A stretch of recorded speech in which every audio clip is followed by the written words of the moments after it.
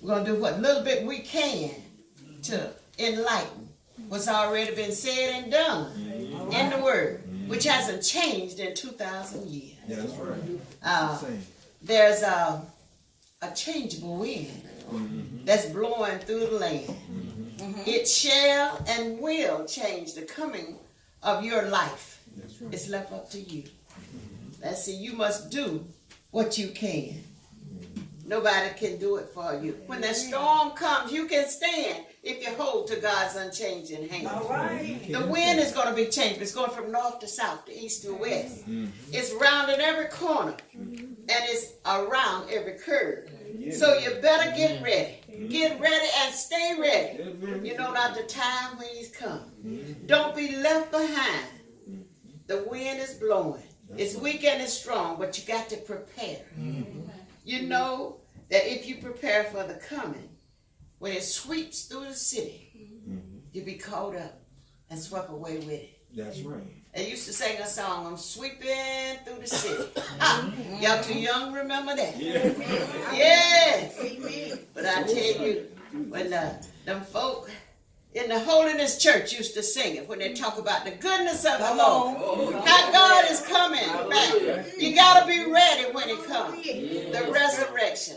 You know, Jesus died on the cross, and he rose again from the grave. The grave couldn't hold him down. That's right. They said, we're going to kill you. The Jewish people were against him. The Pilate, you know, he went by Pilate 3 times. Pilate kept pushing him away. And he comes right back to Pilate. Said, you got to do something. Pilate said, I find no fault. But yet still he had to do what the people wanted to do. So they crucified. But they didn't know who they were messing with. That's right. He was bad. He is bad. Yeah. He will always be bad. Don't mess with him. No. You either get right or get out the way. That's right. He gives you the opportunity. This man called Jesus. Now, he was a young man. He came from a small village. He was a child of a peasant woman.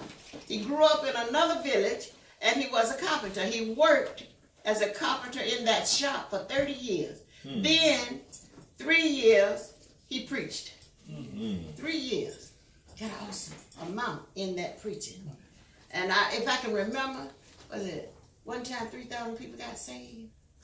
Was it more? But just think, what if we could, in Jesus' name, give the word, 3,000 to 5,000 people would just come on in. Woo! If he could do it, we could do it in his name. That's right. His name. That's right. He never owned a house. He never wrote a book. He never held an office. This man called Jesus. He never had a wife or a family. He never went to college. He didn't put his foot inside a big city. He never traveled over 200 miles away from where he was born. He had no credentials but himself. Didn't have credit card. Didn't have any of this. He couldn't buy a boat, but had been known to walk on water. Calm the storm and the rain. Yes, he did. Yes, he did. He did it. Man, Jesus. He had no life insurance. He didn't need it. This is a little bit about his background. He didn't need it. He had a heavenly home. Didn't need no house down here. And death couldn't hold him in the grave. They buried him in a borrowed tomb. Joseph begged for his body. That's right. He said, Pilate, let me have his body. You know, I need it. You have no use for it. He's dead now. So Pilate agreed. He let him down. He took him down off the cross. Right. He wrapped him up in linen.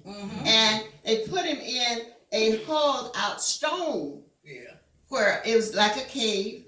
No one had ever laid their head in there because of Jesus. No one went before him. No one's coming behind him as awesome as this man called Jesus. And they laid him in there, wrapped him up. But the time came when, according to the customs, they had to leave him and come back. Come on. You know, at 6 o'clock or whenever everything is shut down. And then they came back when the time was over. The latest that had been with him since he started his journey. They were standing at the cross way back, crying and looking. And then when that Joseph got his body, And it was about 6 of them married. Saying everybody named Mary. But back then they said, I researched this thing. But those ladies, they came stepping quietly, softly. They came. They had already prepared the preparations for doing the body, the spices and the ointments and things. And they stepped. It was early in the morning, the beginning of the week, because you don't do anything late. So they were on time with God. So they hurried. And as they stepped, throughout 2,000 years, their steps got louder and louder and louder. And they're still stepping. You can still hear those steps from those ladies that's going to make sure that the rights and everything was all right with the Lord. So they got there.